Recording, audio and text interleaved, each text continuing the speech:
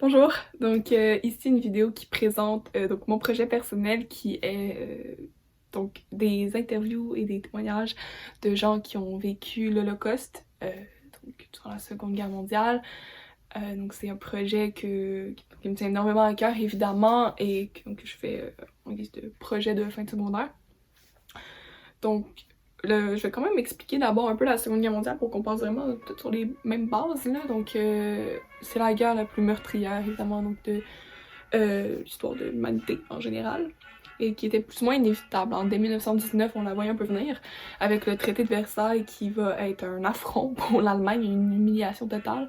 Les pays signataires vainqueurs donc de la Première Guerre mondiale, donc les États-Unis, l'Angleterre et la France, vont établir énormément de sanctions économiques, militaires et militaires en fait à l'Allemagne, en plus d'occuper une partie de leur territoire. Donc vraiment, ça va pas bien pour l'Allemagne, mais c'est encore pire en 1929 après le crash boursier donc, de New York. Les États-Unis vont faire une politique isolationniste qui va vraiment impacter évidemment toute l'Europe et les autres continents aussi, mais notamment en Europe et surtout en Allemagne où ça va déjà pas bien avec les sanctions et on va enregistrer des taux de chômage jamais vus, les plus élevés qu'il y a eu. Et tu sais, tout le monde est en famine et dans la pauvreté, on meurt de faim, ça va pas bien du tout. Et donc c'est des conditions extrêmes dans lesquelles les gens vivent. Et ça apporte des solutions extrêmes qu'on veut non parce que les solutions de base ne fonctionnent plus. Donc on va chercher ailleurs, on va chercher des solutions qui vont nous permettre de régler nos problèmes extrêmes.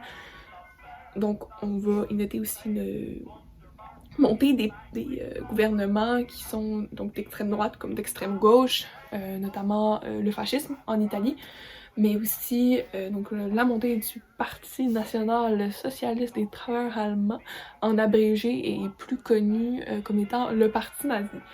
Donc il va énormément monter en popularité jusqu'à en 1933 où Hindenburg va proclamer son chef chancelier d'Allemagne.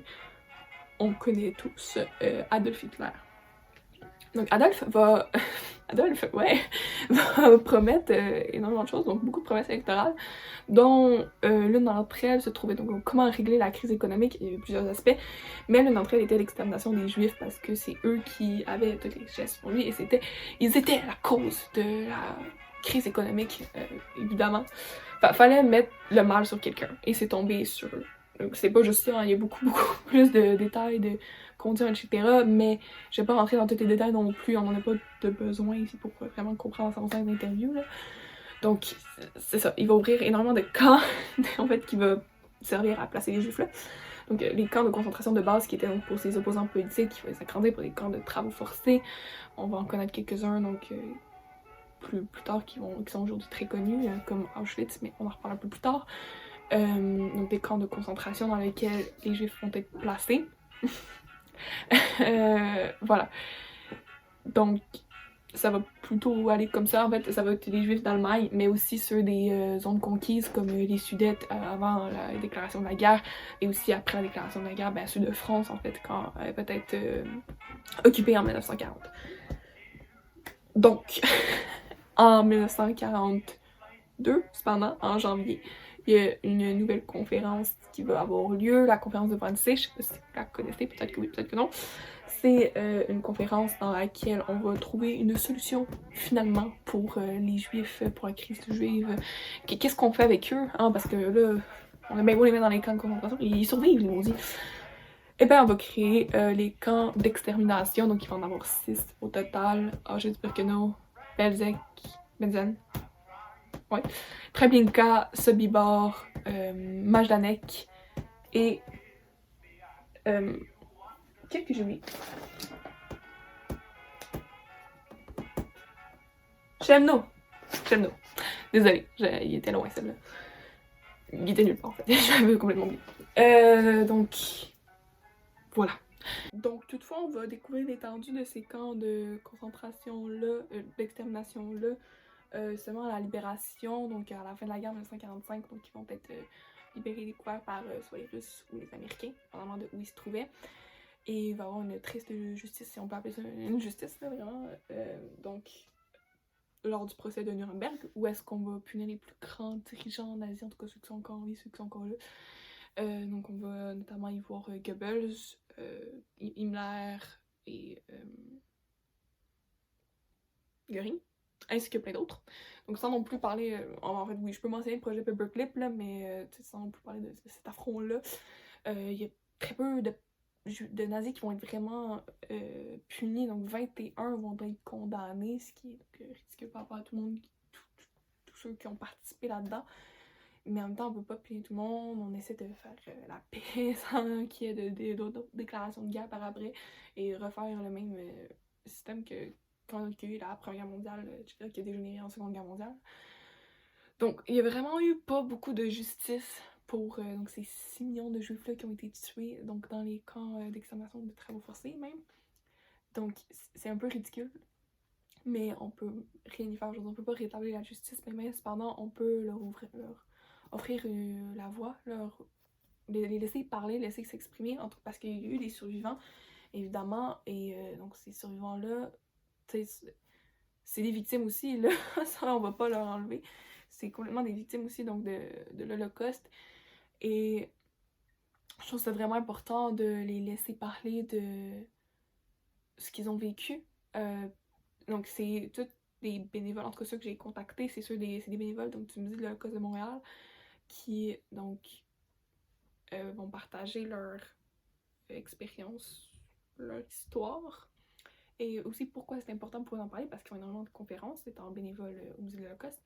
Donc pourquoi pour eux c'est super important aussi d'en parler, c'est aussi super intéressant. Donc je peux utiliser aussi une citation donc de la deuxième, du deuxième survivant en fait que j'ai interviewé, donc qui n'est pas issu de cette interview mais d'une autre que j'ai trouvée en faisant des recherches. Donc il avait dit We have to remember because our memories are the only grave. Et je trouvais ça vraiment intéressant parce que c'est vrai que, tu sais, comme j'ai dit, ils n'ont pas eu de justice et la seule forme qu'on peut leur offrir, en fait, c'est simplement de se souvenir, de ne jamais les oublier et pour évidemment protéger notre futur, que ça ne réarrive pas, ainsi que pour leur offrir une certaine forme de justice. On doit toujours se rappeler d'eux, en parler, ne jamais les oublier. Donc, c'est ça. Sur ce, je vais donc vous laisser avec les deux interviews. Je vais d'abord les présenter brièvement. Donc, on va suivre l'interview de Muget Myers et Ted Bulger. Donc, la première. Ted Bulger, ça va être en anglais par contre. Et j'ai pas eu le temps de mettre les sous-titres. Je suis vraiment désolée. Je vais peut-être essayer de les mettre par après, tu sais, sur YouTube. Là, je vais peut-être essayer ça. Mais pour le moment, j'ai pas eu le temps de les mettre. Donc, je suis vraiment désolée. L'interview est comme en anglais. Donc, j'espère que vous allez comprendre. Mais je vais quand même faire un petit résumé quand même de son histoire avant. Donc, peut-être, ça devrait aider à suivre quand même. Là. Mais donc, la première, c'est celle de Madame Myers, qui est née en 1931 à Paris. Donc, elle vivait avec sa mère et son grand-père d'origine polonaise et juive. Il y a aussi son beau-père dans le décor, mais lui, il était comme prisonnier pour cause de résistance. On va en entendre parler aussi pendant l'interview. Donc, elle était enfant lors de la Seconde Guerre mondiale et elle n'a pas été déportée, elle a été cachée. Elle va raconter son histoire donc en France occupée en étant une jeune fille juive cachée, vraiment à proximité en plus d'une base nazie. Elle va expliquer comment ça fonctionnait. C'est super intéressant. Donc, elle va vivre à Paris jusqu'à environ à la rafle du Veldiv. Donc, ils vont être prévenus par des gens que la rafle arrive, donc ils vont s'enfuir avant. Donc, la rafle du Veldiv qui est celle du Vélodrome d'hiver, la plus grande séance d'arrestation qu'il y a eu en France, donc à Paris.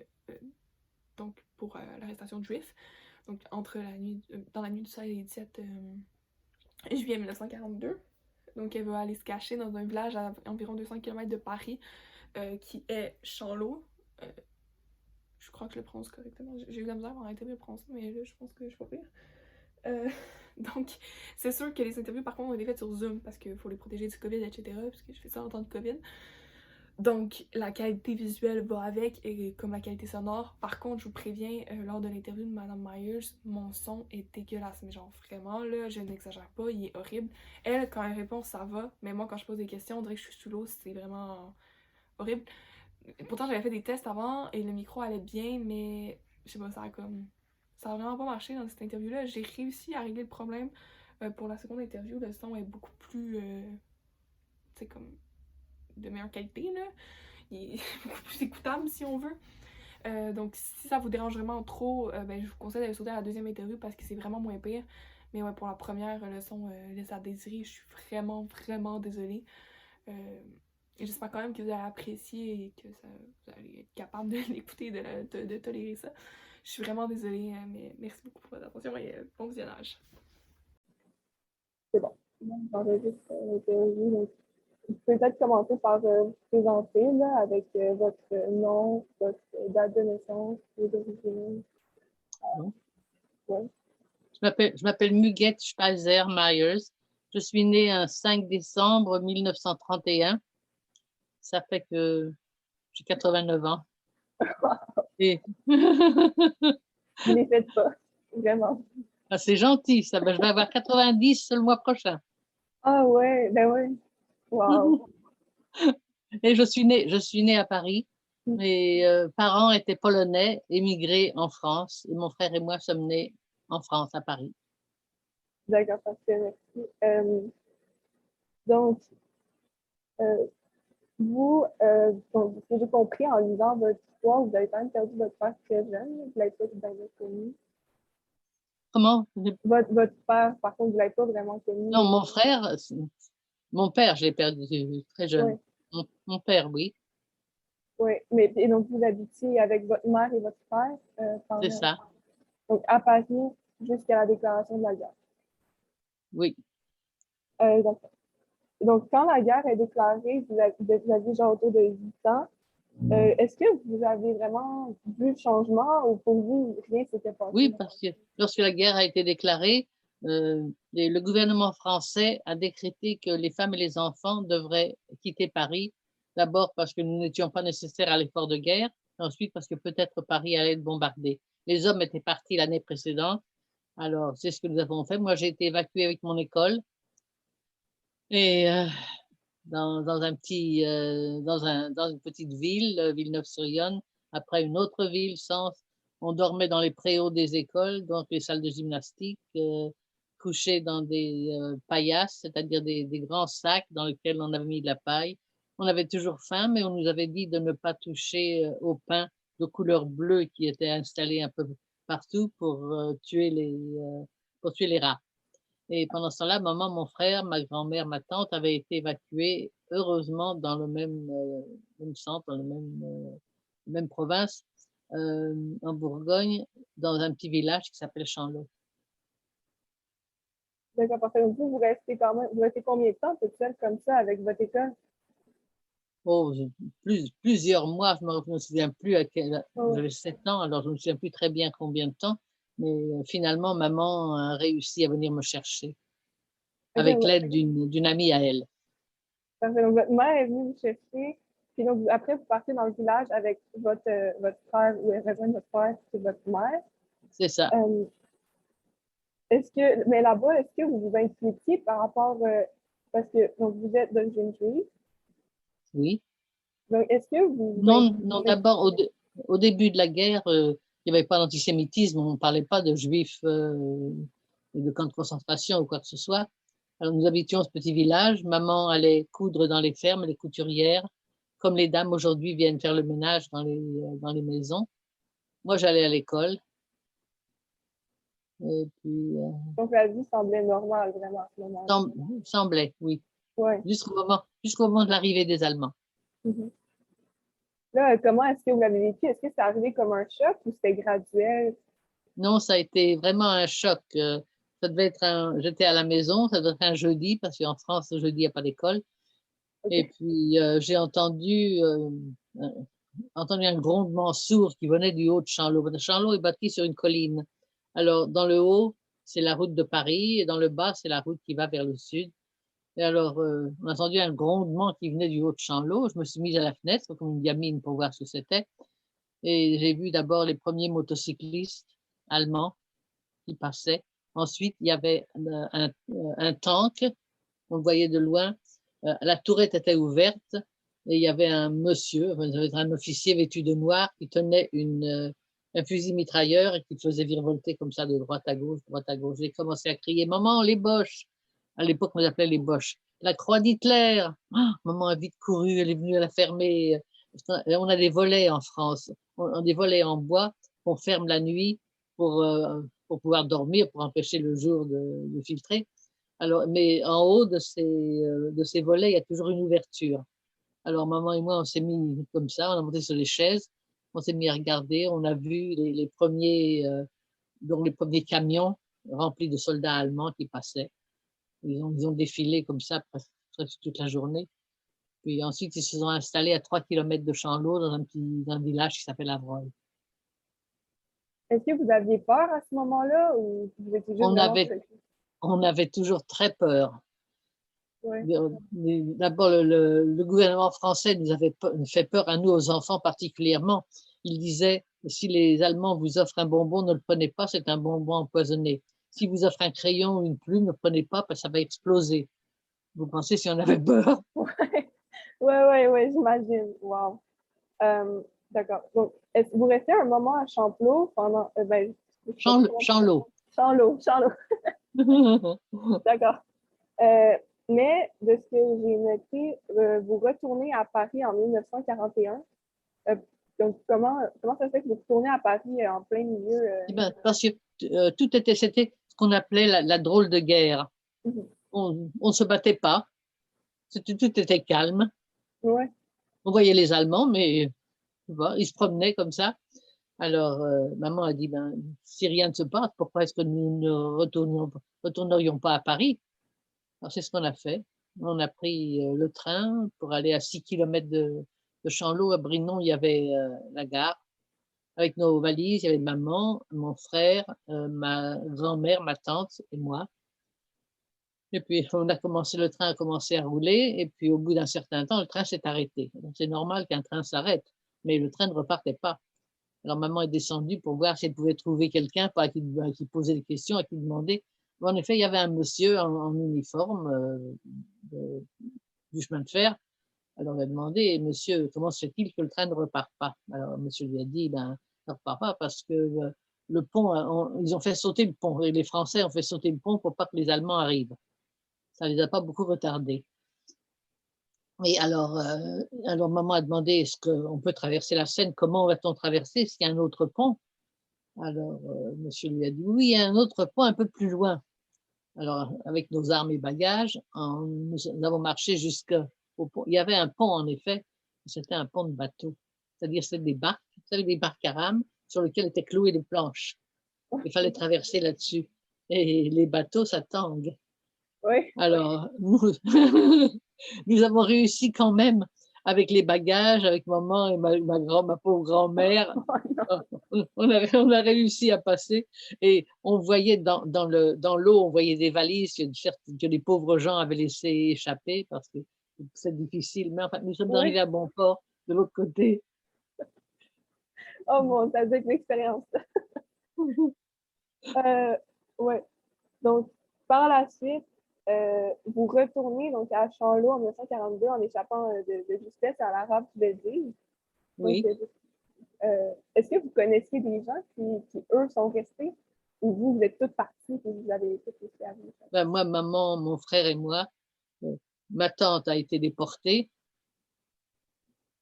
Maman voulait l'avertir, mais elle n'a pas eu le temps. Ma grand-mère est décédée deux, 3 jours après que ma tante a été emmenée par les policiers français. Ce n'était pas les Allemands qui faisaient le sale boulot, c'était les Français. Ouais. Alors, maman, alors on a réussi. D'abord, on a été prévenus la veille de la grande rafle. Et puis, justement, maman elle était amie avec des tas de personnes et beaucoup de personnes non juives. Et là, il y avait une dame, justement, Madame Dumas, qui était chez nous, qui avait dit ce soir-là, on a été prévenus, et Madame Dumas a dit venez donc dormir chez nous, chez moi cette nuit. Alors le lendemain, maman est allée avertir, essayer d'avertir sa mère et sa sœur. Bon, il n'a pas réussi. Et puis, et puis elle est partie à Champlot, tandis que pendant ce temps-là, Madame Dumas, cette dame, m'a emmenée chez des cousins à elle, dans un petit hameau qui s'appelle le Bois Mouchet. C'était même pas un village parce qu'il y avait seulement 7 fermes. 7. Mais c'est très bien, j'ai vécu là pendant 9 mois. Je suis allée à l'école. C'était dans la famille, il y avait 7 enfants, mais il n'en restait plus que 2 à la ferme parce que la ferme n'était pas assez prospère pour nourrir 5 autres enfants. Alors les autres étaient dans des fermes ailleurs. Et puis, alors, j'ai vécu avec eux comme un membre de leur famille. J'allais à l'école avec les deux autres et puis j'avais des corvées. Moi, ma corvée, c'était d'aller mener les vaches au champ. Wow. Donc, vous étiez toute seule, votre frère et votre mère, eux, ils étaient Mon frère et ensemble. maman étaient à Chanlot. OK, donc eux, ils étaient partis ensemble. Mais donc, là-bas, ben vous étiez dans une ferme. Est-ce qu'après, vous êtes retourné retrouver votre mère après 9 mois? Ou... Oui, oui, ben oui. Alors, comme j'étais là, et puis un jour, maman a décidé qu'il était temps pour moi de regagner Chanlot avec elle. Alors, au Bois Mouchet, avec ces 7 fermes, il y avait quand même une gare. Alors, maman et moi, avec nos valises, nous avons pris la route pour aller jusqu'à la gare. Et tout d'un coup, il y a une voiture qui s'est arrêtée devant nous. Cette anecdote, j'ai oublié de la mettre dans mon livre. Il y a 2 messieurs qui en sont descendus, qui parlaient un excellent français. Il y en a un qui a retourné le revers de sa veste, Gestapo. Alors, ça, on n'emmène pas large. Et là, il dit à maman, il a dit, qu'est-ce que vous avez là? Maman dit, bon, ma fille était en vacances dans la ferme, et je la ramène à Paris.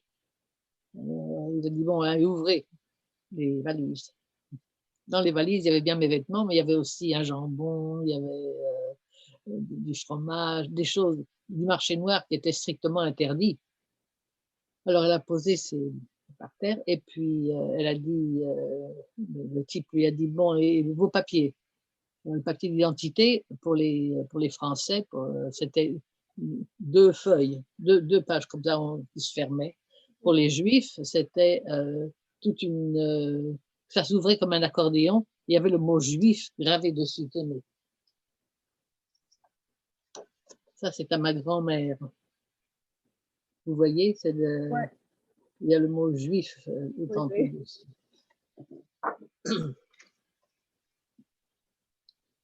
Alors, maman était prête à ouvrir son sac. Et il y a un des 2 types qui a dit, et puis moi, pendant ce temps-là, je regardais, il y avait un petit bois pas loin. Je me demandais si on aurait assez de temps, maman et moi, pour courir là-bas avant qu'il commence à tirer.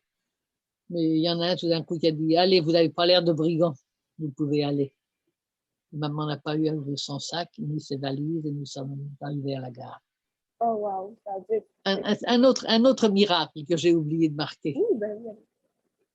Et puis, alors, à ce moment-là, pour aller du Bois Mouchet à Chanlot, il fallait s'arrêter, dormir d'abord une nuit à Paris, puis ensuite reprendre le train. Aujourd'hui, ça prend 1 heure, un peu plus d'1 heure pour arriver de Paris à Chanlot.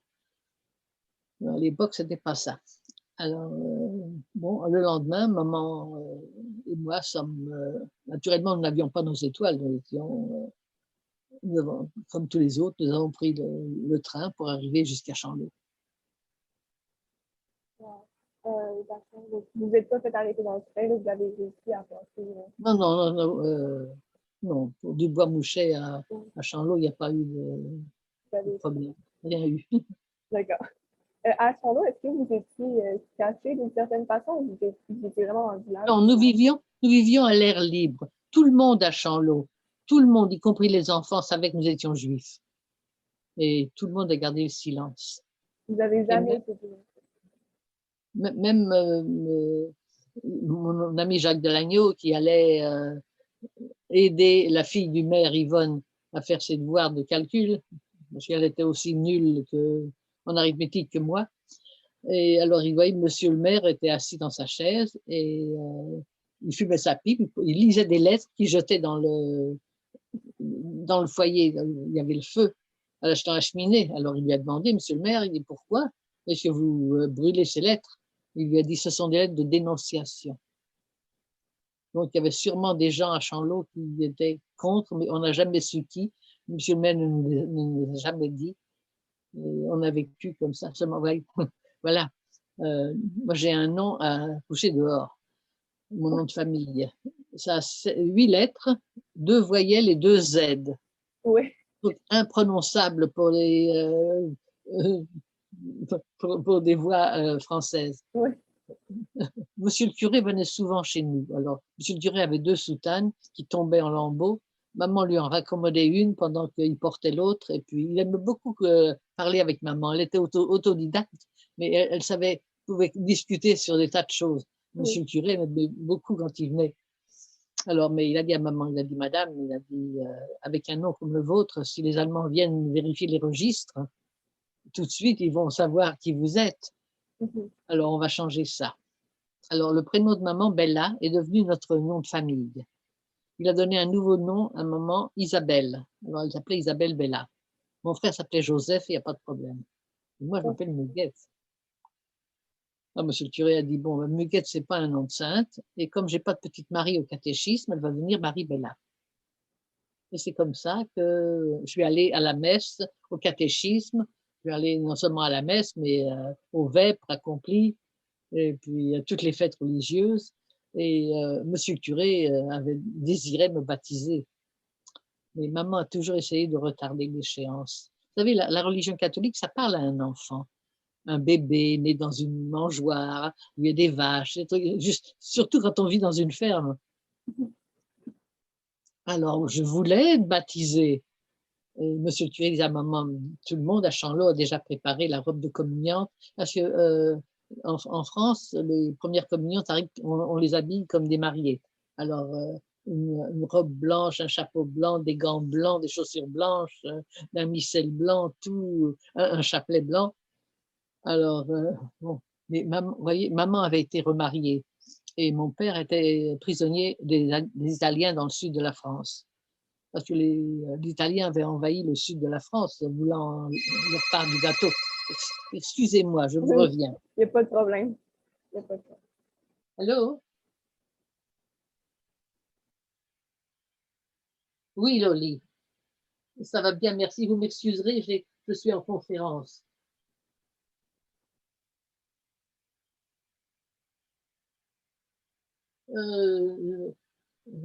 Non, j'ai rien avec vous, Loli, non. Non. À demain. Voilà, au revoir. Je vous prie je vous prie de m'excuser. Il n'y a pas de problème. Il n'y a pas de problème. Voilà. Bon, alors, où en étais-je? Vous parliez Ah oui, je voulais. Voilà, alors, mon père était prisonnier des Italiens. Les Italiens, ils avaient deux prisons. Il y en avait une où les prisonniers étaient considérés comme prisonniers, il y en avait une autre. Les Italiens étaient charmants. Les prisonniers voulaient partir, ils leur faisaient au revoir de la main. Mais alors à ce moment-là, mon père était encore dans des. Mon beau-père, mais je l'appelle mon père, oui. était encore prisonnier des Italiens de l'autre côté. Alors, pour retarder l'échéance du baptême, maman a dit, monsieur le curé, pour une occasion pareille, pour que Muguette soit reçue au sein de l'église, il faudrait que son père soit là. Alors, monsieur le curé a très bien compris, et puis quand mon père est arrivé, c'était déjà la fin de la guerre, j'ai jamais été baptisée. Bon. Donc, votre père, par contre, il est revenu donc, à la fin de la guerre. Mon père, oui, il est revenu. Un peu avant, à la fin de la Un peu guerre avant. même, mais quand même, Oui. on a dit. Vous Et puis, deviez être très heureuse de le revoir. oh, très, oui. Et je crois, c'est une réflexion à moi propre que j'ai même pas mis dans le livre. Monsieur le curé nous aimait beaucoup, beaucoup. Et il est dit dans l'église, dans la religion catholique, hors de l'église, point de salut. Alors, il voulait que nous soyons baptisés parce qu'il pensait, moi baptisé, maman, mon frère, tout le monde suivrait. Ouais, Que ok, si ouais. nous n'étions pas baptisés, nous ne serions pas avec lui au paradis. Et vous voulez avec lui. Ben oui, parce qu'il nous aimait tellement. Ouais. Ouais. Donc, mais par contre, à la fin de la guerre, donc, vous êtes parti de On est Chanlot. revenu à Paris. De- Oui, pardon. Ok.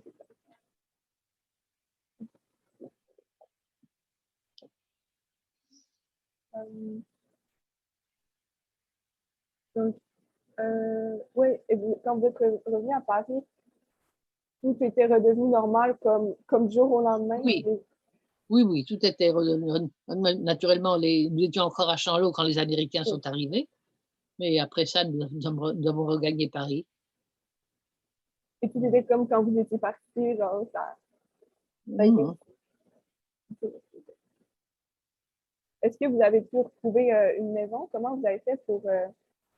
Il y avait, l'appartement avait été mis sous scellé, mais il avait été, nous avons ouvert les scellés, nous sommes rentrés dans l'appartement. OK, vous avez pu le récupérer. Oui, nous avons toujours notre appartement. Oui, d'accord.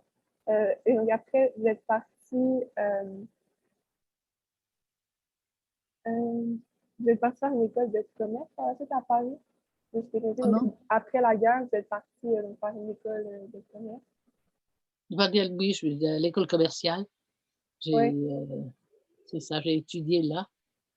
Et puis, maman savait qu'elle avait 2 frères en Amérique. Mais l'Amérique, pour nous, c'était de la terre de feu au pôle Nord. Tout était l'Amérique, le continent. Oui, oui. Bon, mais elle ne savait pas exactement où. Maman avait un manteau d'hiver, un bon manteau qui avait appartenu à sa mère. Et alors, comme elle n'en avait pas besoin, elle a écrit à ma grand-mère paternelle. Ma grand-mère paternelle avait passé quelque temps avec nous à Chanlot, donc elle avait survécu. OK. Et elle lui a écrit parce que le téléphone, on savait que le téléphone avait été inventé, mais personne n'en avait. Alors, elle a écrit à ma grand-mère pour demander si elle avait besoin du manteau. Ma grand-mère est venue, elle a pris le manteau, elle l'a emmené chez elle. La mère de maman était une petite dame ronde, mais petite. Tandis que la mère de papa était aussi ronde, mais plus grande. Alors, pour que le manteau lui aille, elle a ouvert les ourlets. Et dans les ourlets, elle a trouvé de l'argent américain et 2 lettres des frères de maman qui étaient au Canada. Naturellement, elle a pris le métro et l'autobus et elle est venue les porter à maman. Alors comme ça, maman savait où étaient ses frères et elle leur a écrit aux 2. Et naturellement, ça a été une réjouissance parce que 5 ans sans nouvelles, savoir ce qui s'était passé en Europe. Et tout de suite, avec une tante qui habitait Brantford, qui avait des moyens, ils se sont mis ensemble et ils nous ont préparé des billets d'avion pour le Canada. Alors nous, à Paris, nous sommes allés au consulat pour avoir un visa, aussi pour, pour voir que notre casier judiciaire était vierge. Nous n'avons jamais été arrêtés ou quoi que ce soit. Et puis, on a fait nos bagages pour venir au Canada. Je vais revenir sur ce que vous venez de dire. Donc, vos oncles, les frères de votre mère, n'avaient pas eu de nouvelles. Donc, eux, ils savaient même pas si vous étiez encore en vie. Ben, c'est ça. C'est ça. Hein. Il y a toutes les histoires. À ce moment-là, on lisait déjà en 47, 45, on lisait les camps de concentration avaient été délivrés. Alors, tout le Donc, monde savait ce qui se passait, mais personne ne pense, sans nouvelles depuis 5 ans, tout le monde pensait que nous avions disparu, nous aussi. oui, donc, mais vous, donc, de ce que vous m'avez dit tantôt, votre tante, elle, a été déportée. Oui. Mais sinon, le reste de votre famille a tous survécu. Vous avez été... Ceux qui étaient en Pologne Ah, ont c'est ça. été déportés aussi. Il y avait un oncle, 2 oncles avec une tante, 2 tantes et puis 2 petites filles et puis des enfants un peu plus grands. Ils ont tous péri dans le ghetto, ou soit dans le ghetto de Varsovie, soit dans Auschwitz. Donc, vous avez appris qu'en 47, donc tout ce qu'eux avaient vécu s'est passé. Voilà. Donc, ça a dû être vraiment traumatisant comme nouvelle. Comment? Est-ce que vous y croyez au début à toutes ces histoires-là? Si je crois à qui? Non, Pardon, je dis quand vous mal à avez vous entendu, entendre. Vous disiez? quand vous avez entendu ces histoires-là pour la première fois, vous avez dû être complètement choqué. Vous arriviez vraiment à y croire? Quand je suis revenue de Chanlot, maman et moi, nous aimions beaucoup le cinéma. Nous sommes allés au cinéma la première fois quand je suis revenue. Et je ne me souviens plus du film, mais en France, avant les films, il y avait les actualités. Alors, ils passaient des nouvelles et ils venaient de découvrir les camps de concentration.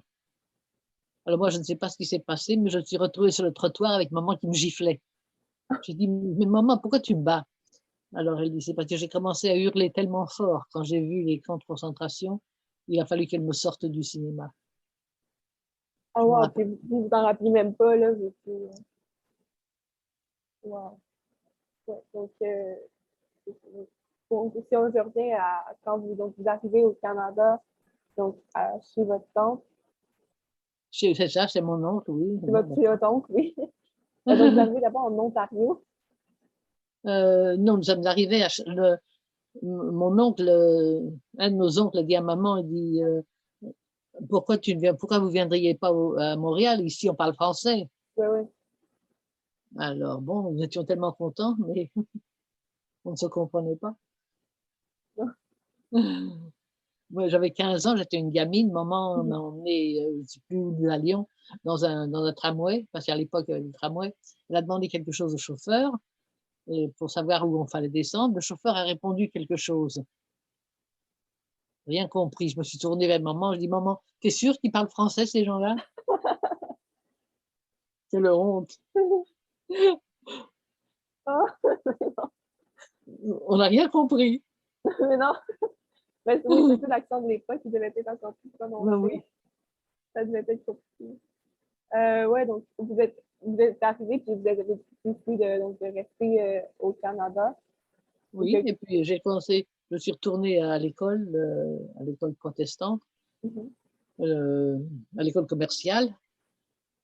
Et puis, comme j'étais nouvelle, la maîtresse de commerce, je crois, m'a demandé si je savais taper à la machine. Bien sûr, j'avais appris en France. Alors, elle me donne un papier, me demande de taper. Alors, je tape à l'aveuglette, hein, le clavier est là et moi, je tape ici. Ouais, ouais. Voilà. Alors, au bout de quelques phrases, elle m'a arrêté, la maîtresse, et puis elle a sorti le papier. Elle me dit, vous êtes sûr que vous savez taper à la machine? Mais bien sûr. Alors, elle me montre le papier, c'était du charabia. Le Ouais, ouais. clavier français n'est pas le même que le clavier anglais. Vous Les aviez touches ne sont écrit. pas placées, les touches ne sont pas placées au même endroit. Ouais. Il a fallu que je réapprenne à taper à la machine. Oh, wow, ça devait être un beau petit texte, là, avec plein de lettres, Oh oui. tout mélangé. Ouais. Donc, vous restez avec votre mère et votre frère, puis après, vous partez finalement. Ben, Oui, nous sommes arrivés à non, oui, mais Bonport. après, vous allez travailler dans une usine. C'est ça. Parce que nous étions trois à la maison. Mon frère travaillait, maman travaillait, l'argent rentrait pour payer le loyer et tout. Mais un jour, mon frère s'est marié. Alors, il n'y avait plus d'argent qui rentrait. J'ai quitté l'école et je suis allée travailler dans une fabrique. Une fabrique, c'était où on cousait, on coupait des vêtements pour hommes. Alors moi, mon travail consistait j'étais étiqueteuse. C'est une petite étiquette sur laquelle je marquais le nom du tissu et quel genre, le tissu allait devenir, si c'était un complet ou une paire de pantalons ou quoi. Et puis, je me souviens plus si c'était le prix ou quoi, mais il y avait une petite chose à marquer sur l'étiquette. Alors, je donnais quand je recevais la paye, je ne me souviens plus combien j'étais payé, mais je donnais l'enveloppe à maman. Maman me donnait 25 sous pour l'autobus et puis 25 sous au cas où je me trouverais mal, il faudrait que je rentre quelque part pour une tasse de café ou quoi. Vous aviez quel âge quand vous avez commencé à travailler? J'avais 16 ans. Quand je 16 suis ans. arrivée, j'ai eu 16 ans, voilà. Wow. Non, 17 ans, pardon. 17 ans. Non, Ah ouais, donc non, mon j'avais âge, raison, 16 vous ans, avez. 16 ans, oui, parce que je me suis mariée à 17 ans. Wow, vous êtes mariée à 17 ans. Ah, non, non, je me suis mariée à 19, pardon. À 19. Oui, oui, non, pas tout à fait à 17, à 19. Ouais. Wow, À l'époque, on se mariait très jeune. ouais. Ma fille s'est mariée à 23 ans, c'était normal déjà. Donc c'est un autre employé, donc votre mari, c'est un des employés de l'usine avec qui vous travaillez. Comment? Votre mari, vous l'avez rencontré donc à l'usine. C'est ça. Oui, oui. À la fabrique où Ouais. je travaillais. Est-ce que vous êtes encore marié? Non, mon mari est décédé. Vous avez été marié pendant combien de temps? 23 ans. 23 ans. C'est Mhm. quand même, c'est beaucoup. Euh, Je me suis mariée en 51.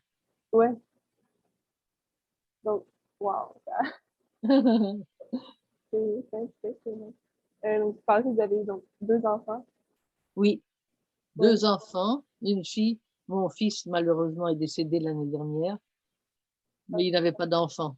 Ma fille a eu 2 garçons et les 2 sont mariés naturellement. L'aîné a 2 petites filles et le plus jeune vient d'avoir un bébé qui a été circoncis mardi dernier.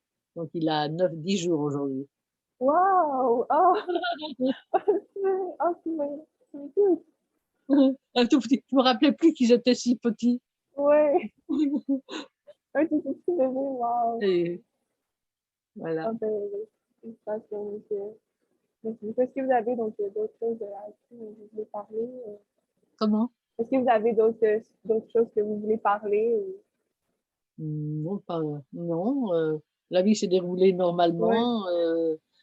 Je suis retournée à l'université, j'ai pris des cours de traduction, j'ai eu mon diplôme. C'est ce que j'ai fait pendant. J'étais dans un endroit où j'ai travaillé. euh, un jour, j'ai vu une annonce dans le journal, je ne travaillais pas à l'époque. On a besoin d'un traducteur pour un mois pour traduire un catalogue. Bon, je me suis présentée. Alors, on m'a fait un test, on m'a demandé de traduire une page. Voilà. Et ce qu'il y a, c'est que moi, j'avais un avantage. C'est que j'ai l'avantage de 2 cultures. Je connais bien la religion catholique, je connais la mienne. Et où j'allais travailler, c'était un endroit qui faisait des vêtements et des calices et tout ça pour les prêtres. Et, alors, des calices, des cibas. Et j'avais l'avantage parce que je connaissais la terminologie.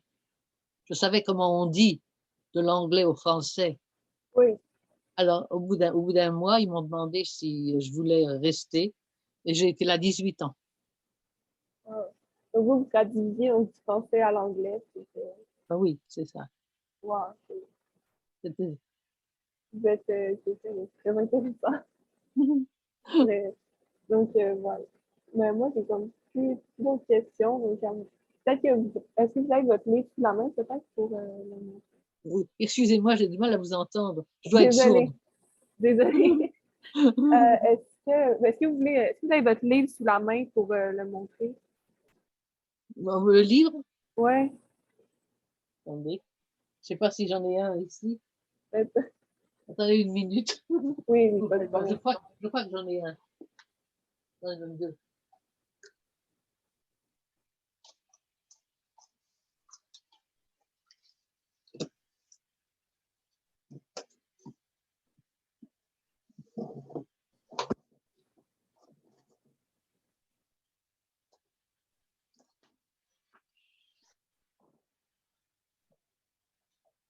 Alors, Ah oui, dans un français, on va dire.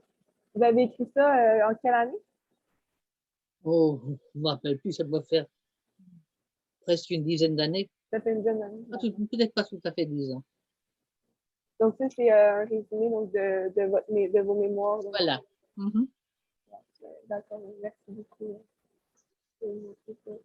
On peut l'acheter en librairie? Oui, c'est, on peut l'avoir à Amazon. Mhm. Maintenant, si vous vous adressez à la compagnie, l'organisation Azrieli, et si c'est pour des études, vous pouvez sans doute en avoir un. On vous l'enverra. D'accord. Parfait, merci beaucoup. La fondation Azrieli. Ouais, ouais, je la connais. On a déjà eu une, Oui. une conférence Alors, avec eux. oui, donc, comme je vous dis, si c'est pour les études et ça, ils vous le donneront gratuitement. D'accord, parfait, merci beaucoup. Donc, Mais de rien, ça m'a fait grand plaisir. Dites-moi, j'ai travaillé avec une jeune dame, une jeune fille qui s'appelait Sylvie Généreux. Est-ce que c'est de votre famille? c'est probable. Ça se peut. Je connais pas beaucoup d'autres généreux que de ma famille. Oui. Bon, ben, merci énormément. Mais il n'y a pas Génial. de quoi. Ça m'a fait grand plaisir. Grand plaisir de vous connaître. Vous êtes charmante. Oh, pareil, pareil. Je suis vraiment également. Donc, Merci. Au bonne, revoir. bonne fin de journée. Au revoir. À vous aussi. Au revoir. Rebonjour. Donc, je vais le présenter brièvement, Monsieur Bulger. Donc, brièvement son histoire. Aussi parce que c'est pour lui, étant donné que c'est en anglais, je vais essayer de faire ça un peu précisément pour que ce soit vraiment plus facile à suivre pour ceux que l'anglais ils ont un peu plus de misère. Là. Je comprends ça. Donc, Monsieur Bulger est né, lui, en 1924 à Szarospatak. Mon hongrois est vraiment détestable, je suis désolée. Donc, en Hongrie, donc une famille hongroise et juive, donc qui est un village d'ailleurs beaucoup plus juif, là, à majorité juive. Donc, lui va bien vivre, bien s'en sortir jusqu'en 1944, parce que les nazis, c'est en 1944 qu'ils arrivent en Hongrie. Et il va vivre un mois, donc, tu sais, sous l'occupation, sans qu'il se passe grand-chose, en avril 44. C'est donc jusqu'en juin 44, où est-ce que là, ils vont être, en fait, le ghetto va être créé dans son village, et il va y rester, donc, quelques temps dans ce genre de ghetto-là, avec donc sa mère, sa soeur et son père, jusqu'à ce qu'il soit déporté en juin. Donc le ghetto est liquidé et ils vont être transportés jusqu'au camp de Auschwitz-Birkenau. Donc quand en arrivant là-bas, lui et son père sont sélectionnés pour travailler. Malheureusement, ce n'est pas le cas de sa soeur et de sa mère qui vont se faire gazer immédiatement dès l'arrivée. En fait, comment il explique comment ça s'est passé, je trouve ça vraiment important donc de le traduire là, parce que je trouvais ça très touchant là. En gros, sa sœur était donc très jeune et donc ils l'ont mis dans la file des gens qui ne pouvaient pas travailler parce qu'elle était une enfant et sa mère elle voulait pas l'abandonner donc elle est partie avec elle. Donc si vous parlez bien anglais vous aurez compris cette partie là, mais sinon je trouvais ça vraiment touchant, donc important de le mentionner. Donc il va rester avec son père quelques temps à Auschwitz jusqu'à ce que... Ah, parce que lui il était électricien, il avait une formation électricien, donc il va être retransporté au ghetto de Varsovie qui a été liquidé suite au soulèvement du printemps 1943. Donc à partir de ce moment-là, tu sais, le ghetto il était comme pas mal liquidé en Pologne. Là. Bon là on reste en 1944, mais il envoie comme des juifs pour aller récupérer des matériaux réutilisables, et comme lui il est électricien, mais ça va jouer dans l'électricité. Donc il se retrouve dans le ghetto de Varsovie donc en travaillant pour les nazis. Sauf que les Russes avancent. À ce moment-là, les Allemands sont en train de perdre et les Russes, donc, ils avancent par le côté. Donc, après quelques temps dans le ghetto de Varsovie, les nazis vont leur forcer à la marche de la mort, donc durant l'hiver, jusqu'au camp de Dachau, qui lui se trouve en Allemagne. Donc il va survivre à la marche de la mort et en arrivant à Dachau, il va rester là quelques temps où il va travailler sur des avions, si j'ai bien compris. Donc il va travailler jusque-là jusqu'à ce que le ghetto de nouveau soit liquidé parce que les Américains, eux, y arrivent cette fois-ci par l'autre bord. Donc ils vont les mettre dans un train qui direction dans une mine pour se faire exploser. Cependant les Américains vont intercepter et c'est comme ça qu'il va être libéré. Donc je vais vous laisser écoutez son histoire quand même. J'espère que le fait que ce soit en anglais ça va pas toujours vous déranger et que vous allez quand même être capable de comprendre. Je suis vraiment désolée de ne pas avoir eu le temps de traduire. Vraiment, mais donc j'espère que vous avez quand même apprécié cette interview-là. Donc c'est vraiment intéressant. Il est super habitué, vous allez voir. Il va m'aider à lui poser des questions quand même. c'est donc une personne vraiment très très attachante, comme Mme Myers d'ailleurs, des personnes extrêmement touchantes. Donc je vous en remercie. Je vous remercie beaucoup de visionner ça. Et je vais vous souhaiter bon visionnage. Okay? Hi, I'm really glad that you accept to talk to me. I'm really happy to have you and to talk to you. So thank you a lot. So yeah, my first question would be about your life, the beginning of your life in Hungary, okay. So before the war and your okay. Let's start with my name. Oh yeah. Sorry, I forgot to ask all that. Yeah, your name. My name is Ted Tibor Bolgar, Bolgar. I was born 97 years ago in a small town in Hungary. Okay. And what was the name of the town you were born? Szarospatak, which English translation Muddy Brook. Oh, that's a picture of you and your family. Well, that's the next one.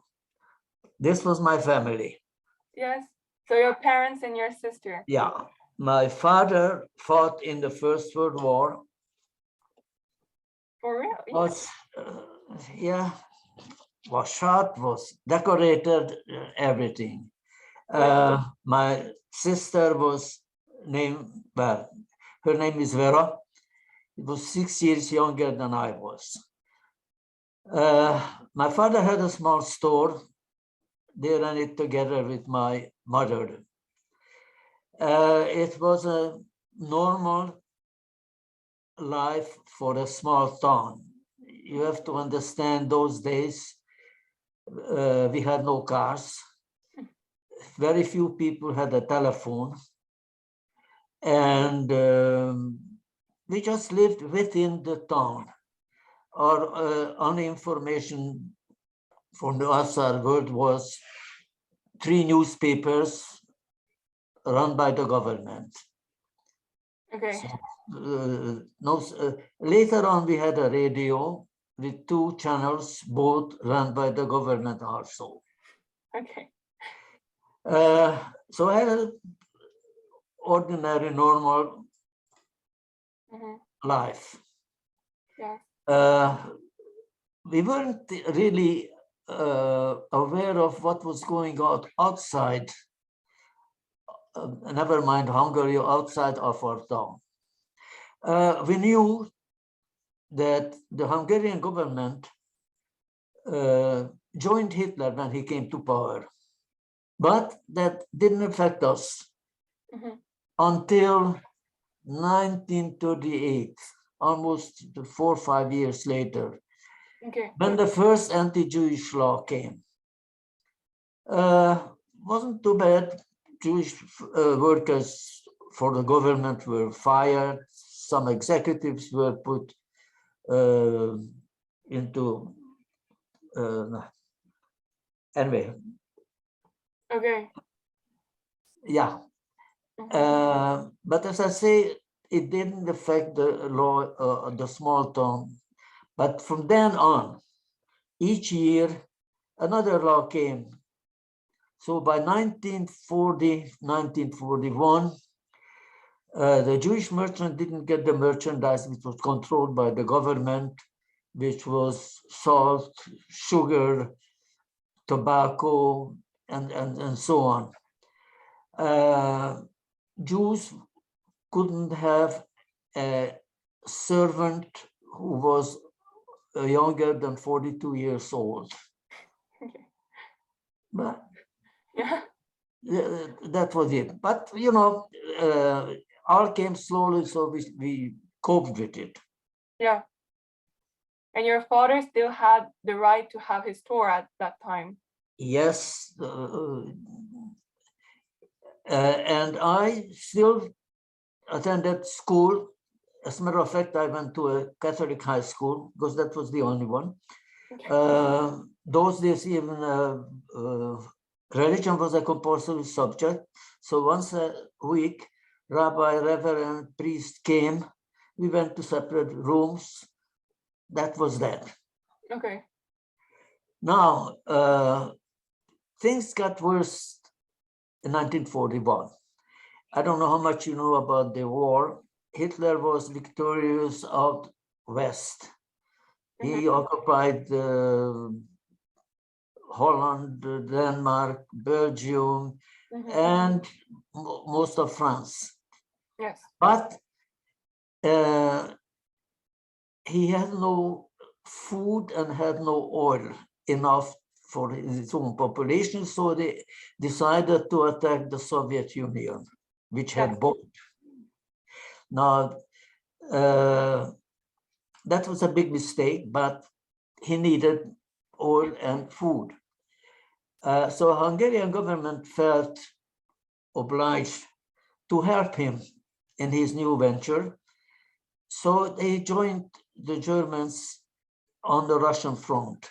So did Romania, a couple of other smaller things, because Hitler was the big shot. He was victorious. Yeah. Anyway, so they called up every man over 20. 20 to 48, I think. Even my father had to go in for a few weeks. But by then, they did not give the Jewish man a uniform or a gun. To go by. They were called just laborers. All they had was a yellow armband, and they used them clearing forests, clearing, repairing roads, and clearing minefields without any equipment. So that was a very dangerous job, and many of them died doing that job. Okay. So Hitler again was victorious until about the second half of 1942. Actually, the famous Russian winter came, when the tanks couldn't run and airplanes had problem flying. That where it stopped. From then on, I don't know if you ever heard of Stalingrad, which was one of the largest battles, the first real Russian victory. From then on, the Russians were pushing back the Germans. Okay. From then on, the Germans retreated. So when this happened, the Hungarian government felt, oh, it's time to get out of the war. So they sued for peace, but the Germans found out. Okay. And they invaded Hungary. That was March 19, 1944. Okay. I said March 19 because the whole invasion lasted one day. There was no resistance. The Hungarians simply gave over the government to the Germans. Now, once the Germans took over, then the real trouble for the Jews started. Number one, we had to put on a yellow star on our clothing. We had a curfew from 5 p.m. to 8 a.m. We weren't allowed to leave our hometown. And then they took away the radios, whoever had a telephone or bicycles, motorbikes, so on. There were no cars yet. Oh, there were some horses, they took away that too. But that didn't last long either. One morning, it happened to be a Sunday morning, a Hungarian gendarme and a German soldier came into our home and said, give us a half an hour, said, pack whatever you can carry, we'll be back. And so we packed whatever we could carry. We came back half an hour later. We spent that night in a school and schoolyard, where they confiscated every, even watches, jewelry, wedding rings. So we spent the night there. The following day, they took us to a railroad station and took us to the next town, which was somewhat bigger. By then, they established a ghetto there. The ghetto meant that they pushed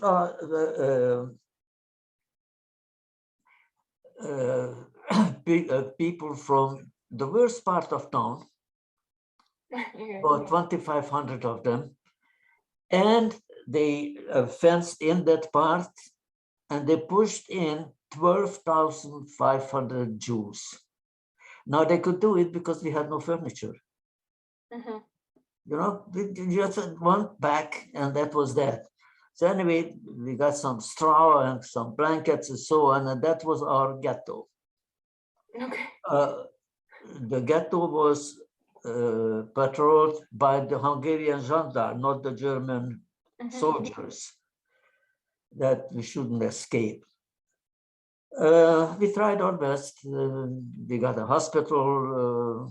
We still had food. Okay. But that didn't last long either.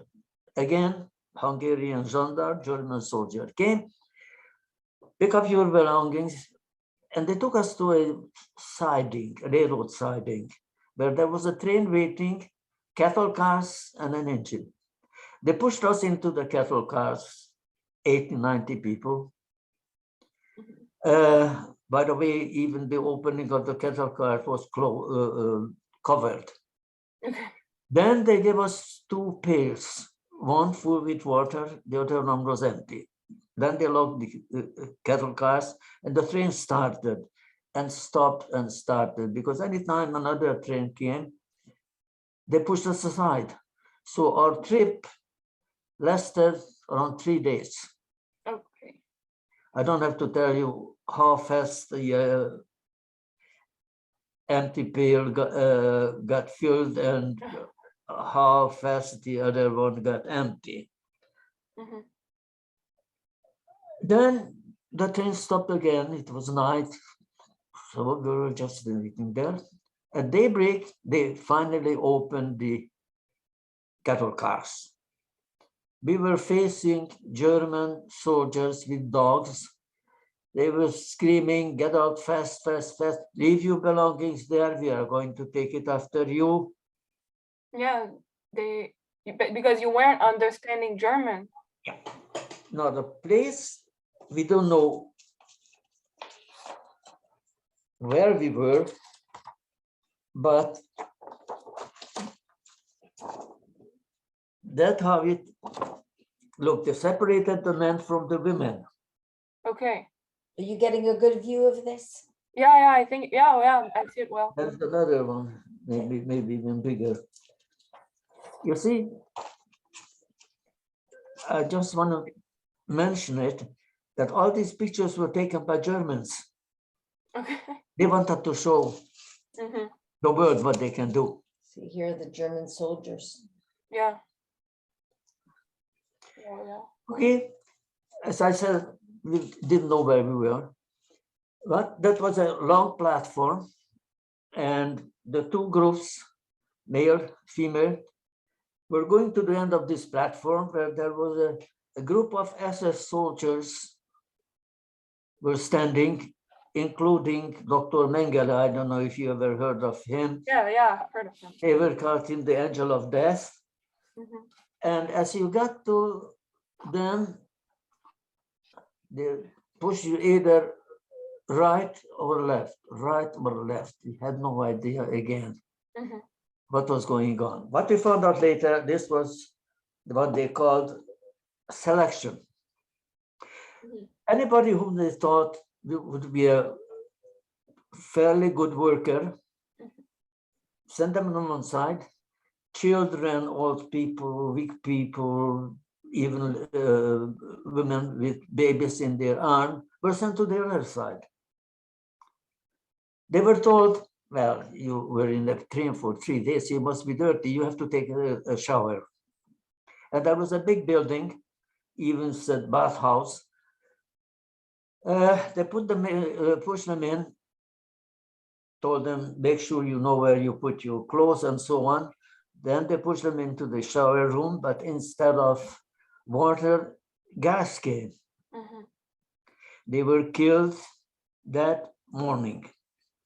But I found out only after the war Mm-hmm. from an aunt who survived, that because my sister was only 13 years old, they put her on the wrong side. My mother said, "Can I go with her?" They said yes. And that's how they were killed this morning and burned in the crematorium that night. Now, my father and I were considered workers. Mm-hmm. So we were put on the other side. Then we had to get undressed. They shaved us from top to bottom. Then they disinfected us. Then they gave us this striped uniform. I don't know if you ever saw this. They're blue and one. Eh? Blue and white. Yeah. Yeah. Anyway, we slept outside. We had no idea what happened to the rest of our family. Then the first meal we got the following noon. but then we haven't eaten for the 2 days. They gave us a large bowl of vegetable soup, a bowl for 6 men. But they wouldn't give us a spoon because they said that Jews are not better than dogs. If you want to eat, eat like dogs. Well, we were hungry enough, we did eat. Mhm. And later on, during my imprisonment, I often wished that they would treat me as well as they treat their dogs. They did not. Yeah, they treat their dogs better than they were treating you. That's right. Now, I don't know if I mentioned, this place was Auschwitz-Birkenau, Mhm. which is the best known concentration camp. Over 2 million people were killed there. Mhm. Now, I didn't stay there long because they were looking for tradesmen. You see, after high school, as a Jew, I couldn't go to university, so I became an electrician. Mhm. My father said, maybe they'll give you a better job. So I reported.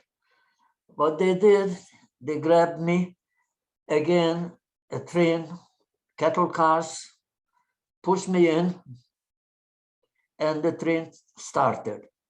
So I spent only about 3 days in Auschwitz.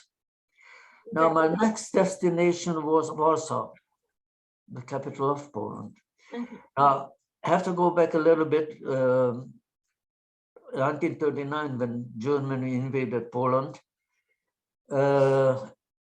after a while, they made ghettos, which was simply the same thing. The worst part of the town emptied, pushing 10 times as many Jews. Now, Warsaw had a ghetto for over 300,000 people. And they were dying from sickness, from hunger. The Germans shot them. Mhm. Then the Germans even said, if you want to work, maybe we'll give you a little more food. So people, yes. They took them away. They did certain work. The minute the work was finished, they took them to a place called Treblinka, which was a small camp where the lifespan was about 3 hours. That was just created to, once they got there, they gassed them, and Yeah. then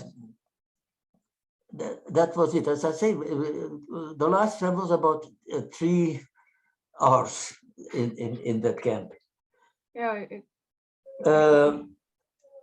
Once the rest of the population of the Warsaw Ghetto found out, they said, well, it makes no difference. We are going to die anyway. So there was a kind of an uprising. Mhm. They withheld the Germans for almost 3 weeks. The same German army who defeated the Polish army in 9 days. And but eventually, you know, naturally they had to give up. And by then,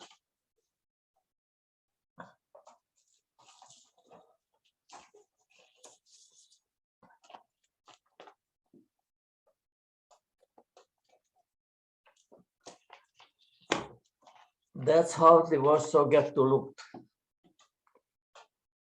Because they had to dismantle the buildings. They were ruins anyway. Mhm. Now, what happened is that in 1943, the Germans established a concentration camp simply to clean these Bricks. The bricks. yeah. I'm losing words. The bricks. Cleaning these bricks, we piled them up, and the local population came for cheap building material because Warsaw was also bombed, 90% was ruined. Mhm. Anyway, so that was our next place. That's what my work in the Warsaw concentration camp. But by then, the Russians were coming closer and closer. So the Germans didn't want us to be freed by them. They created what it was called a death march. And that was the very death march, supposedly the very first death march of the, there were 200 or 300 death marches later on.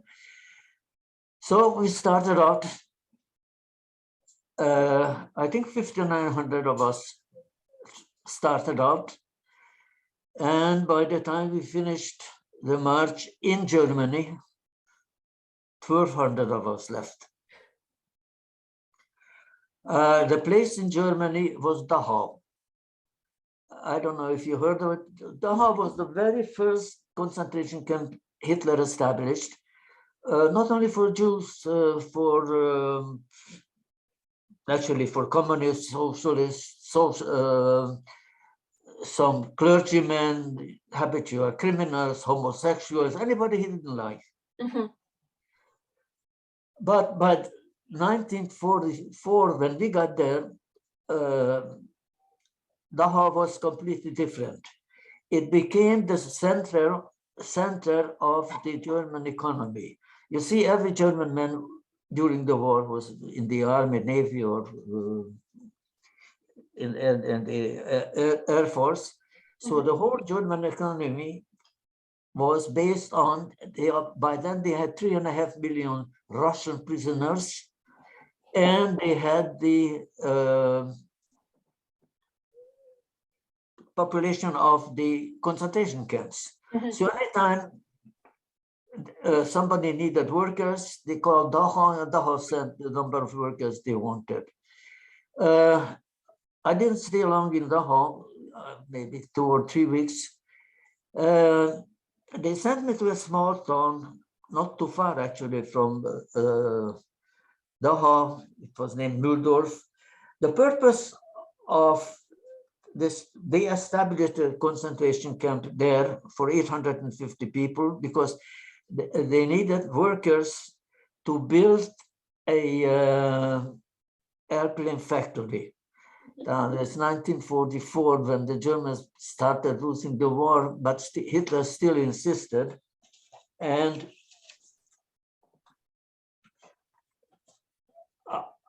I called it Hitler's latest folly because it would have taken another 3-4 years. Mind you, we built that much. It was the size of 2 football fields and 7 stories high. Anyway. I know there's a reflection, but is that okay? Yeah, I can see it pretty clear. Yeah, it's good. Thanks. Now I have another picture. That's the same thing. Okay, it's the same place. You see, at the end of the war, the US Army blew up whatever we built, what you saw there. And now it's a tourist attraction. Okay. I went back 2015. They invited me there, so I went to visit it. Okay. Wow. All right. Now, let's talk about the concentration camp of Mühldorf. 8,500 people were there. Our work was actually to take the bags of cement from the train and carry it up to the machines. Now the bags were 50 kilos. And sometimes I joke when I talk about it, the ants are proud that they can carry their own weight. Well, we carried more than our weight because we weren't 50 kilo by then. Also, if you slipped and fell into the wet cement, we weren't allowed to pull you out. Now, the camp. The wake-up call was at 4:15 in the morning. Then we got the so-called breakfast.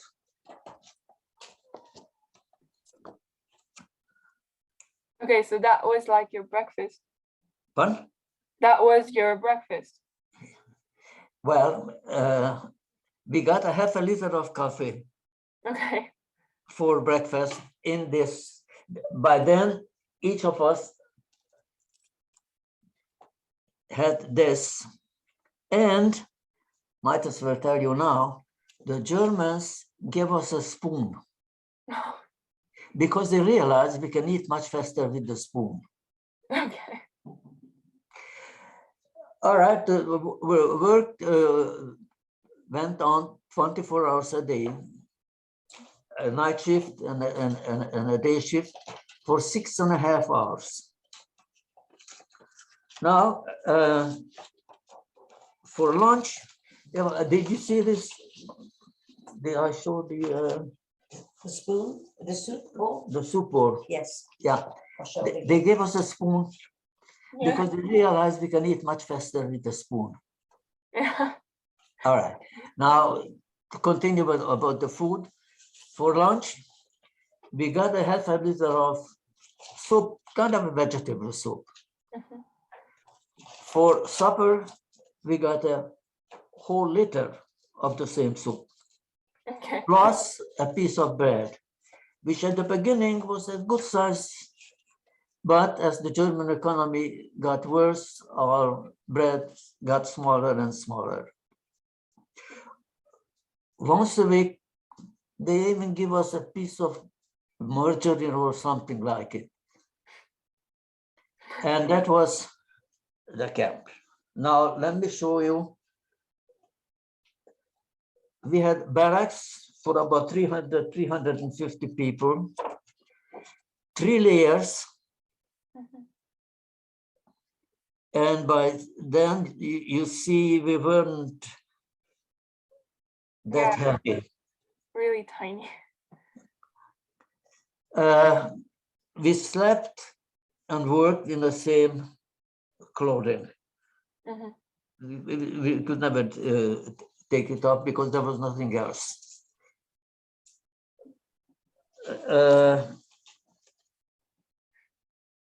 Okay, there was no such a thing, for instance, to wash. Okay. So how did you Three times during the year, got big wooden tubs. They put some disinfectant there. We jumped into it, we came out of it. So naturally, pretty soon, we were full with lice. The real lice, not the one hair lice here. So typhus was also killing people. Mhm. They tried to disinfect us, but we put the same clothing. Yeah. So But came back. well, actually, when I mentioned that I went back 2015, I visited Dachau and I found some statistics. It seems the 8,500 people in that camp, 4,000 died in less than a year. Wow. And well, if you want to have some humor, it marked the cause of death, heart failure. Well, that's what it was. Anyway. Yeah.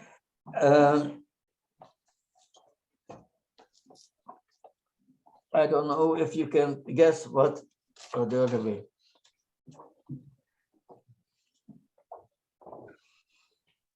What that is? Eh? What is this? What is this picture? Try to guess. I don't know. It was a part. Our toilet. It was your toilet. Okay. Yeah. Okay. Mhm. So that is the story of that camp. Okay. One day, they called us back. By the way, we were 6.5 days. Okay. Night shift, day shift, and the half a day we usually got a shave or cut our hair or something. Mhm.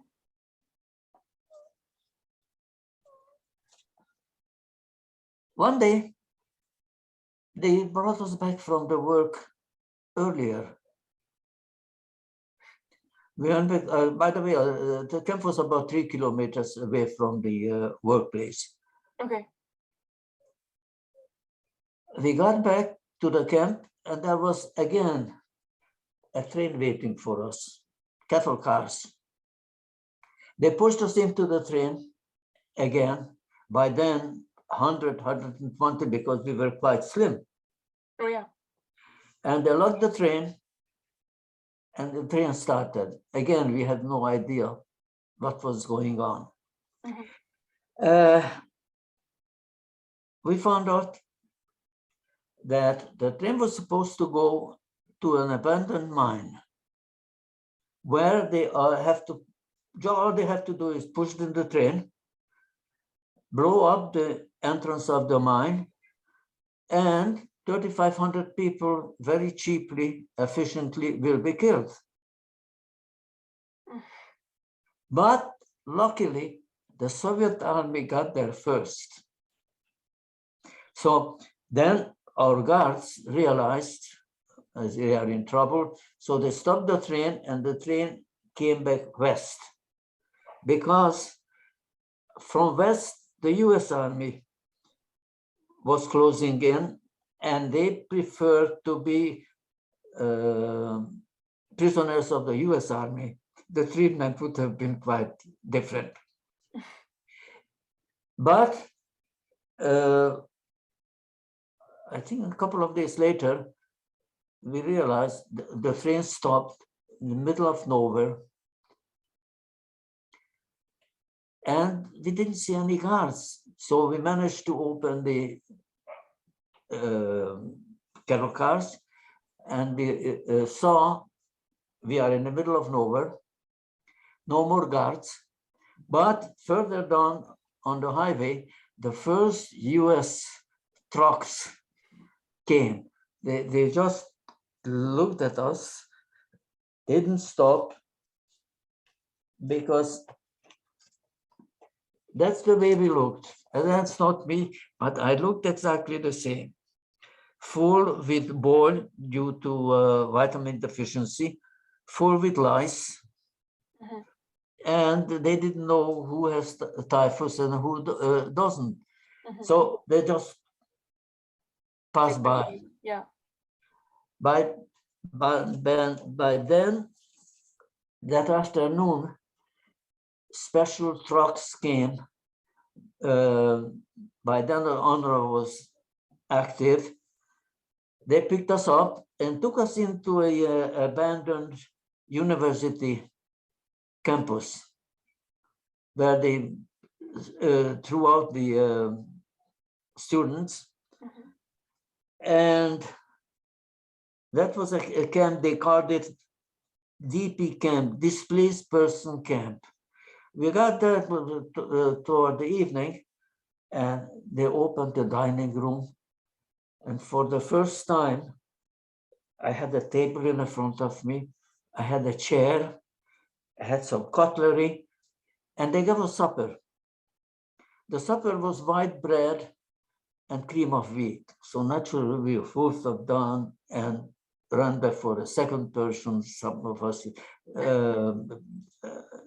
got even a third person. But what they didn't realize, neither did we, it was too rich. 300 of us died. I got sick. I don't remember exactly what happened, but the following morning or 2 days later, I woke up in a kind of a hospital room in a clean bed. By then I had clean clothing, so perfect. I survived. I stayed there for 3 or 4 days until I got, I was strong enough to go to one of the buildings where the camp was established, the former student residence. I think eight of us was, yeah, 8 of us were in a room. But we were liberated. We got clean clothing. We got 3 meals a day, and we could walk anywhere we wanted to. And it took some time until we realized what was going on, you know, because our brain wasn't working. When they asked me, what did you think? I said, I don't think I think anything. Then a couple of rabbis came, there was some entertainment, we had a soccer ball. Anyway, it was day by day, but the main thing was 3 full meals. Around August, middle of August, a young man came to this camp who happened to come from my hometown. You see, he was liberated in Poland yet months before, so managed to get back to our hometown, waiting for his family. Family didn't come, but when he tried to get into his home, there was another family there. He said, oh, this is my home. No. You see, Hitler promised no Jew will come back, and the Hungarian government gave away our homes to other people. So he was waiting for a while, then he was fed up, left Hungary, escaped, happened to come to this camp where I was. He says, what are you doing here? He said, your father is at home. Oh, if my father survived at home, let's go home. So I got a gang, about 12 of us. Took us 2 weeks to get back to Hungary. I got back, I think the 1st or 2nd of September, and my father was home. By then he regained our home from the other family. I don't know if I told you, the population of our town was 13,000. Amongst them, about 1,500 Jews. Out of the 1,500 Jews, 64 came back. Yeah. Many members of my family, but my father survived.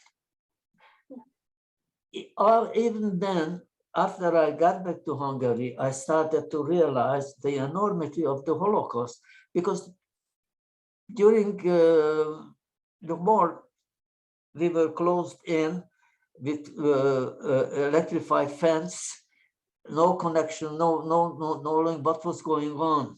Then when I realized that over 6 million Jews were killed. So I hated the whole world. I hated the perpetrators. They were not only Germans. You see, the Germans offered position in the SS, nice uniform, good food, plenty to drink, and all you have to do is kill Jews. So there were other perpetrators, not only the Germans. So I hated all the perpetrators. And I hated the rest of the world for what they didn't do for us. I hated them, the others, what they did, the rest of the world, what they didn't do for us. You see, 1938, there was a meeting called in Vichy, France, by the US president. 32 countries and the Vatican were invited. And the question was, Hitler doesn't want Jews in Germany. How many are you going to take in? It was a resounding silence. not Canada, not United States. Nobody wanted the Jews. Yeah. No one did anything. And no one did anything, and they, No. So as I say, I hated the rest of the world. Mhm. Then I didn't want to stay in Hungary because during my youth, I didn't have any trouble or not much trouble with anti-Semitism, but Hungarian became more anti-Semites after the war. So I begged my father, let's get out of here, let's get out of here. I'm too old, I don't want to start a new life. Anyway, what happened is the following spring, he remarried. One, he wasn't alone, goodbye. I escaped from Hungary. I went back to Germany to a DP camp and tried to get out of Europe. I went to different consulates. Can I have a visa? Can I have a visa? What are you? I'm a Jew.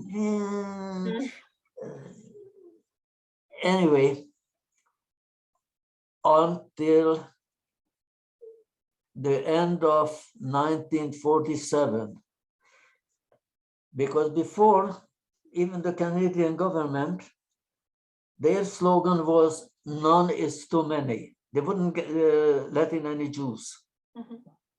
But at the end of 1947, I think, they said, okay, orphans under 18, 1,000 can come in. So that's how I got to Canada. Yeah. If you start counting, you realize when I told you how old I am, I lied about my age. But I wanted to get out of Europe. Yeah, okay. Now, that was, once I got to Canada, Canada was very good to me. The Jewish Congress looked after us, gave us clothing, found a room in the families, and found jobs. That was my beginning in Canada. Once I started thinking, I realized how lucky I am that I survived. And I also realized surviving the Holocaust came with two obligations. One, to ensure the continuity of the Jewish people. So in 1954, I got married. I have 2 children, 6 grandchildren, and actually 5.5 great-grandchildren. So that obligation I fulfilled. The second obligation I felt not to let the world to forget the Holocaust. So we formed a group, about 30 of us.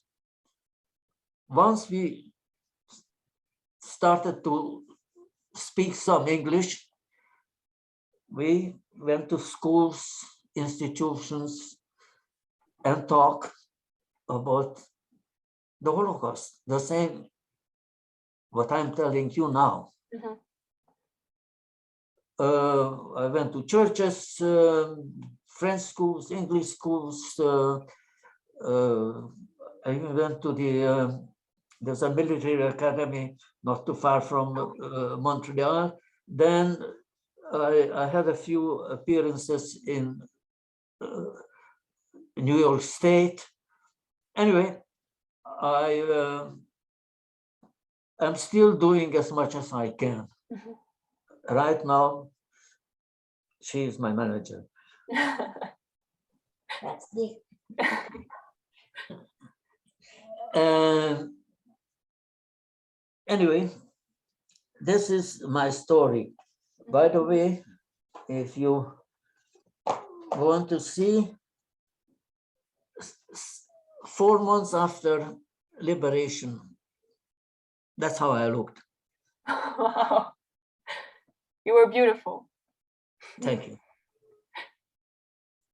Wow. Anyway, this is the story. We still do some Zoom appearances, but not as I used to. I used to go to different schools in the Laurentian. I think Quebec City was the farthest I went. Okay, now, do you have any questions? Yeah, I can think of one. Why is it so important to you? So like all the young generation will know about the Holocaust. Like what it makes it very important for you? Well, number one, it's important for me to let them learn our story, because people didn't know anything about it. I was talking to people here at the beginning. Really? That's what happened to you? We didn't know anything about it. The newspapers didn't write anything about it because there was no such a thing that they could not have known. Mhm. Okay, that's a good answer. Thanks. Yeah. And it could happen again, not exactly the same thing. Look, in this part of the world is the black question. Mhm. And anyway, I found it important, and I'm doing it as long as I can speak. That that's a really great thing. That's really honorable. So yeah, you answered pretty much all my questions. Yeah. Thank you very much. If there's nothing else that you want to add, I have everything I need. I told you my story. Mhm. If you have any further questions, I'm still here. And even if you think about something later on, you can give me a call. Okay, no problem. Thanks a lot. Finalement, j'espère que vous avez beaucoup apprécié ces témoignages et qu'ils vous ont touché, donc que vous avez pu aussi, je sais pas, partager avec moi donc cette importance qui est de se remémorer, de commémorer donc ces événements-là qui se sont passés, surtout quand on a encore des survivants aujourd'hui qui ont vécu ces horreurs-là, donc je trouve que c'est super important de leur laisser raconter leur histoire et j'espère que vous avez pu être touchés par ces histoires et que vous allez toujours vous en rappeler et que jamais on va oublier. Donc, j'espère leur avoir rendu une certaine forme de justice en fait à mon échelle de ce que moi je peux faire. En tout cas, je suis vraiment très très heureuse et très honorée d'avoir pu mener ce projet à bien et d'avoir pu faire ces interviews-là. Comme j'ai dit, ces deux survivants étaient exceptionnels, des personnes de très haute qualité qui étaient tellement gentils et tellement cute, donc je les aime beaucoup et j'espère vraiment que vous avez apprécié cette vidéo et ces témoignages. Sur ce, merci beaucoup pour votre attention et bisous, bonne journée.